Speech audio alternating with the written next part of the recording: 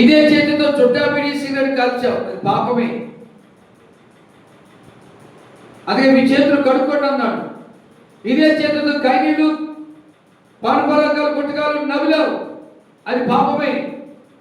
ఆ పాపాన్ని ఒప్పుకొని విడిచిపెట్టమన్నాడు, అదే కడుక్కోవడం శుద్ధి చేయటం. ఇదే చేతితో కళ్ళు సారా భ్రాంతి తాగావు, అది పాపమే. అందుకే మీ చేతులు కడుక్కోండి అంటున్నాడు. ఇదే చేతులతో లంచాలు తీసుకున్నావు, అది పాపమే. మీ చేతులు కడుక్కోండి అంటున్నాడు. ఇదే చేతులతో తప్పుడు రాతలు రాశావు, 10 రూపాయలు ఆడు ఇవ్వచ్చుంటుంటే 100 రూపాయలు రాసేసావు, తప్పుడు రాతలు రాశావు, అది పాపమే. మీ చేతులు కడుక్కోండి అంటున్నాడు. ఈ చేతులతో ఏంటి దొంగతనం చేశావు, అది పాపమే. మీ చేతులు కడుక్కోండి అంటున్నాడు. మీ చేతులతో వాళ్ళని వెళ్ళి కొట్టావు, అది పాపమే. ఆ చేతులు కడుక్కోండి అంటున్నాడు. ఈ రాత్రి నువ్వే పాపం చేసావో నీకు తెలుసు. నా నోరని నీ నోటితో రేపు ప్రభు శరీరం తినాలి, ప్రభు రక్తం త్రాగాలి. అదే నోటితో బూతులు మాట్లాడావా, పాపం. అదే నోటి అమ్మతో చెప్పావా, పాపం. అదే నోటితో సారి చెప్పావా, పాపం. అదే నోటితో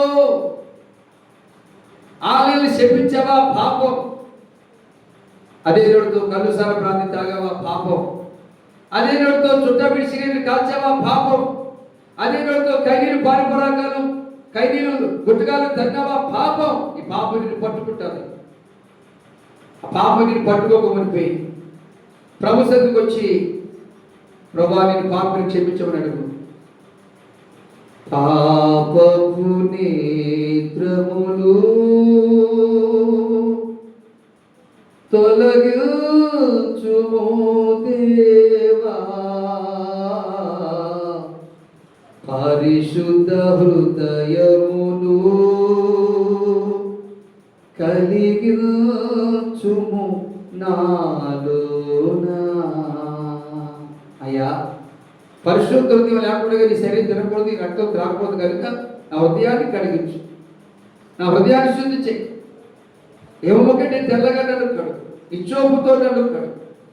నన్ను కడుగుమయ్యా, నన్ను కడుగు. సొగ్గని కడిగావు, ఇస్కియాని కడిగావు, పాపాత్రులైన స్త్రీని కడిగావు, మగ్దలేని వారిని కడిగావు, సమయ స్త్రీని కడిగావు. నన్ను కడిగయ్యా, నన్ను కడుగు. దావీదు కన్నీరు కార్చి ప్రార్థన చేసి దావీదుని కడిగావు, ఇచ్చోపుతో కడిగావు. నన్ను కడుగుమయ్యా అని ప్రార్థన చేద్దాం.